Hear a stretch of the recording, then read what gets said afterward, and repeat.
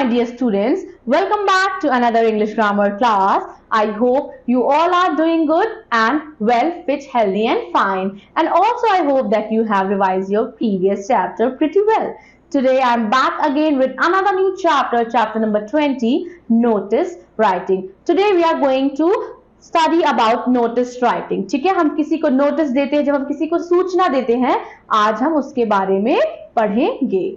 A notice is a very important form of a written communication widely used by individual and organization to announce functions and events, to issue public instructions, to make appeals and to extend invitations. ठीक है, notice क्या होते हैं? Notice बहुत ही ज्यादा important part होता है हमारे रिटन कम्युनिकेशन का.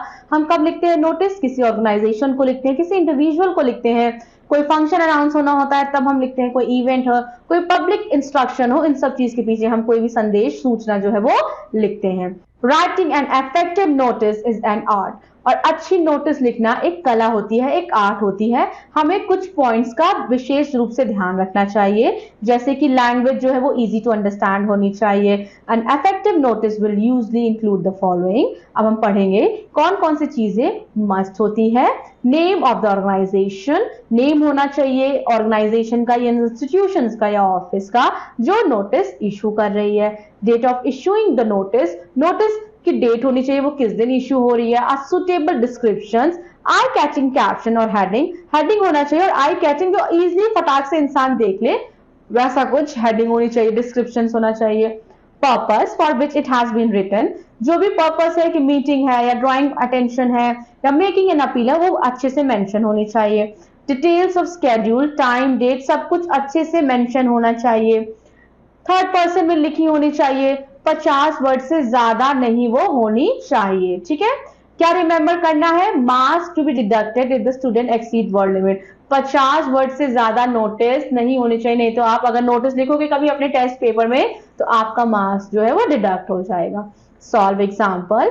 You are Disha the head girl of Green Valley Convent School. यहाँ एक स्कूल का नाम दिया गया है, आप दिशा हो, आप हेड गर्ल हो. आपको एक नोटिस स्टार्ट करनी है, लिखनी है जो 50 वर्ड से ऊपर नहीं एक्सीड होनी चाहिए. For house captain and vice captain to attend a meeting with the principal, कि इनको मीटिंग अटेंड करनी है प्रिंसिपल की हाउस इंचार्ज ड्यूटीज के लिए.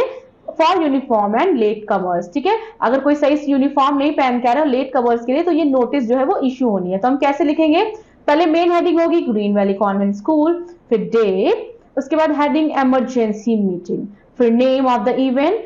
House captain and vice captains must attend a meeting with the principal and house in charge on 20th July. Date होगी और topic क्या है? For the checking of uniform and late comers. दूसरी तरह से आपको दिया गया नोटिस, आपको ऐसे लिखना है. So here now it's question time. आपको 3 नोटिस राइटिंग दी गई है जिसमें आपको कुछ ना कुछ क्राइटेरिया दिया गया है कि कोई ना कोई कंटेंट दिया गया है. आपको उसी कंटेंट को बेस में रखते हुए ऊपर के रूल्स जो हैं कि कैसे क्या बॉडी होगी, जैसे कि हम देख रहे हैं ये डार्क पब्लिक स्कूल की है, तो यहाँ सबसे पहले हम नाम लिखेंगे इस इंस्टीट्यूशन का जो भी भेजा जा रहा है, जो भी स्कूल नोटिस भेज रही है.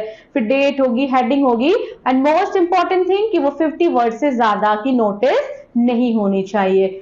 That's all from my side, my dear students. I hope you must have understood how we should write notice writing. I'll be seeing you in some other English grammar class. Till then, keep learning and keep exploring and take care of yourself. Thank you so much. Bye-bye.